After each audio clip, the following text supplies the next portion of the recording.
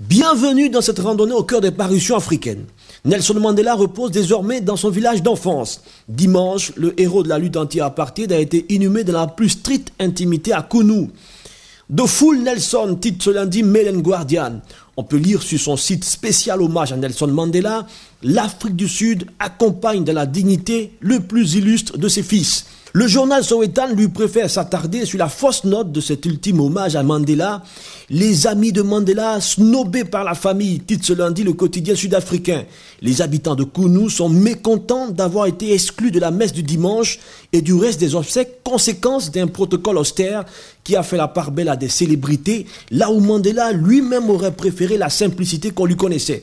Sur son site, Sowetan publie des photos inédites de l'arrivée de la dépouille de Madiba à Kounou, de l'hommage des habitants massés dans la rue, de l'impressionnant cortège et des images parlantes des proches. Un seul mot, merci Madiba. C'est la une de l'hebdomadaire panafricain Les Afriques qui revient sur le parcours exceptionnel du messager de la liberté et du pardon. Mais s'il consacre sa une à Madiba, c'est bien sûr le dossier sénégalais que notre confrère devient critique.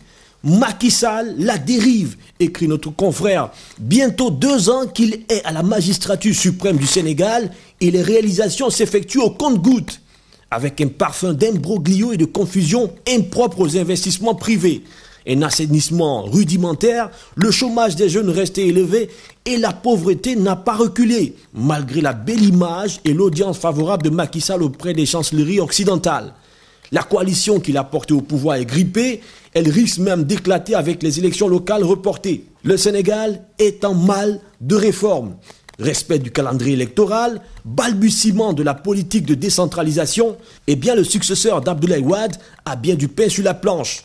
Il a du pain sur la planche, lui aussi, mais Ibeka est prêt à aller jusqu'au bout dans sa volonté de mettre fin à l'impunité au Mali. Après son vote dimanche, à l'occasion du second tour des législatives, Ibeka s'est voulu clair. Ceux qui ont détourné l'argent public vont rendre compte, comme le titre l'indicateur du renouveau. Justement, pour parler de ces législatives, les Maliens ont boudé les urnes, constate le Républicain. Le sursaut de la mobilisation n'a pas eu lieu, commente l'essor. Une atmosphère d'élection perturbée par l'attentat à la voiture piégée samedi à Kidal. À quand l'appropriation de Kidal, s'interroge désespérément le Républicain. Bien malin qui pourra vous répondre, chers confrères, mais il faudra compter sur la détermination du président Ibeka. À très vite sur Africa TV.